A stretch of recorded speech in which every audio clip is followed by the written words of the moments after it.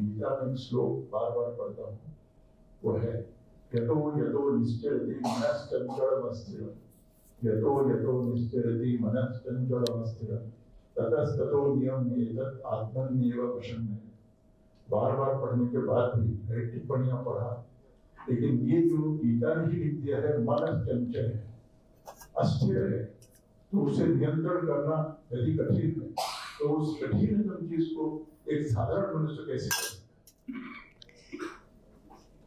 मधुमक्खी और भ्रमर की संक्रमणशीलता, चंचलता, उसकी स्थिरता का द्योतक है। यानी संक्रमणशील चंचल भंवरे को अभीष्ट पराग मकरंद से युक्त पुष्प मिल जाए तो चंचलता का त्याग कर देता है। यहाँ तक कि मकरंद के आस्वादन का अवसर मिल जाए तो पराग में भी वो क्षमता नहीं कि उसके चित्त को समाकृष्ट कर ले।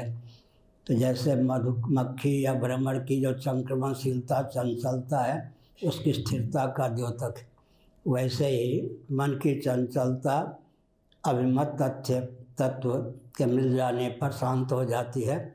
इसीलिए गीता में कहा गया अभ्यासाद् रमते यत्र दुःखान्तं च निगच्छति।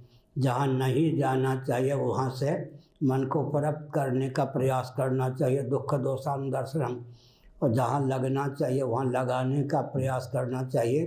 जब रति या प्रीति उत्पन्न हो जाती है, मन की रसिकता सर्वतोभावेन उस तत्व की ओर ही उसे मन को समाकृष्ट करती है। एक बार मैं वृंदावन में भिक्षा पा रहा था। लोहे के जाली के बाहर बंदर था, नीम के पेड़ पे बंदर का एक बच्चा। कोई व्यक्ति हमको गन्ना दे गए थे। हमने गन्ना का इतना बड़ा हिस्सा टूटा तोड़ के उसको भी दिया।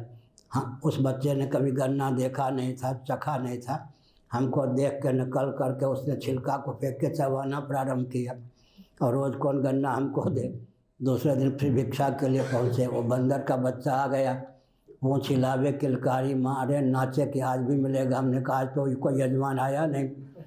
तब फिर उसने हमको दिखाया, ऊपर कूद करके नीम के उतने बड़ी टहनी को, डाल को तोड़ लिया और छिलका हटा के दिखाने लगा, वो जो कल दिया था हमने आज तो आई नहीं। तो मन में जब चस्का लग जाए ना सत्संग भजन के प्रति, जब तक चस्का न लगे, गीता का कथन है, भगवान का कथन है अभ्यासाद् रमते यत्र, जब तक रति न उत्पन्न हो जाए।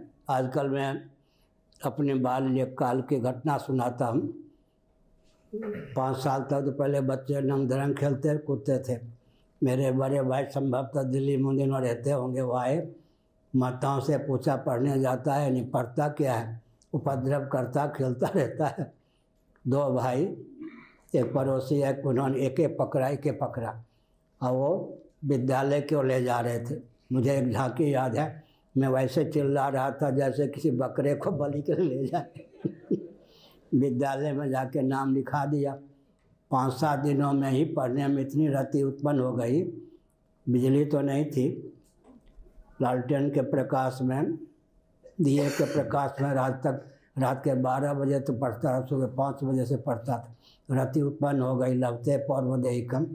तो जब तक रति न उत्पन्न हो जाए तब तक अभ्यास करना चाहिए। जहाँ जाना नहीं चाहिए मन, वहाँ से लेने का, खींचने का अभ्यास। जहाँ जाना चाहिए उसके स्वरूप स्वभाव प्रभाव का चिंतन करने पर महत्व बुद्धि का उदय होता है। महत्व बुद्धि का उदय हो जाने पर महत्व बुद्धि के विषय की ओर ही मन अग्रसर होता है, समाकृष्ट होता है।